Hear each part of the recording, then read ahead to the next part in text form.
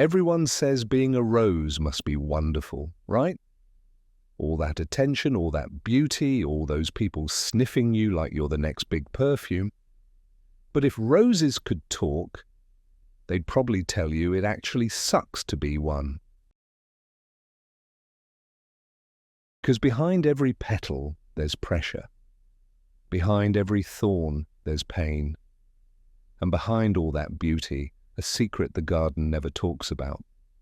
This is the story of the rose, the flower everyone loves, but no one truly understands.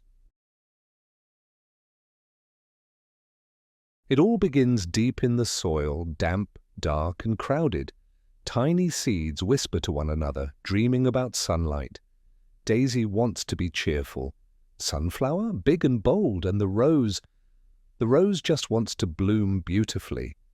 But for the rose seed, expectations are higher. Even before it grows, people already expect more from it.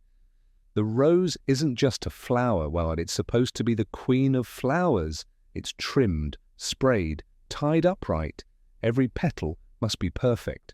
Every leaf spotless, all to be beautiful enough for someone else's vase. Imagine being born with the pressure to be flawless.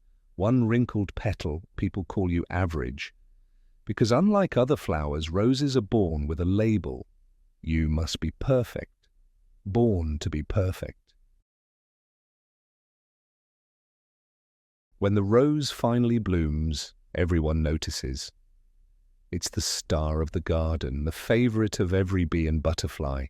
Compliments pour in, people stop to stare. But fame comes with a price. Because the moment you're beautiful, people want you. Plucked from your home, wrapped in plastic, shipped to someone's date night. You go from being alive in sunlight to sitting in a vase, wondering, is this what being loved feels like? Everyone loves how the rose looks, but no one asks how it feels. Each thorn wasn't made to hurt others. It was made to protect itself. Its thorns, once meant to protect, are seen as mean. Its scent, once natural, is copied in bottles. The rose becomes a prop in someone else's story, admired for its look, never for its soul, loved for beauty, not for being.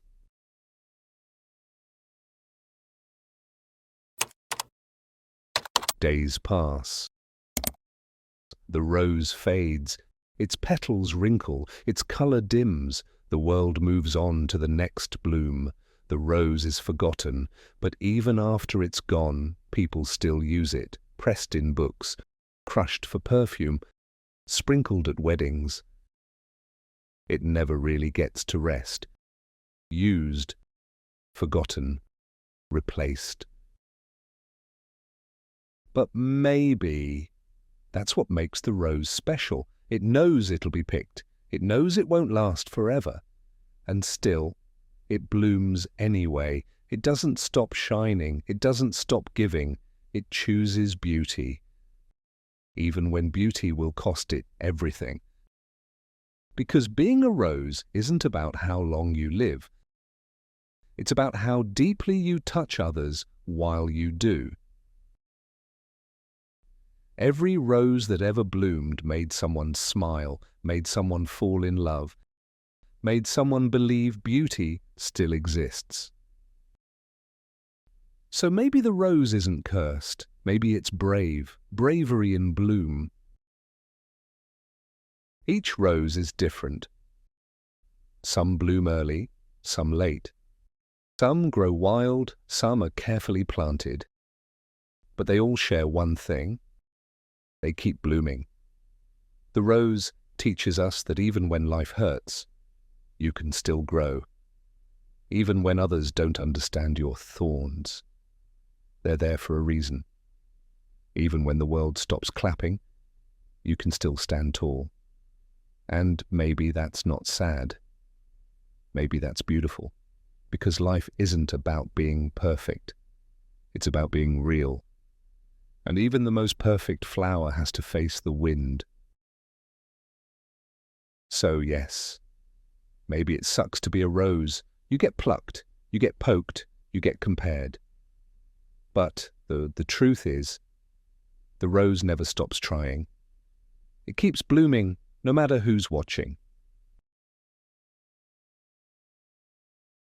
Because sometimes the most beautiful souls are the ones that bloom quietly, even when it hurts.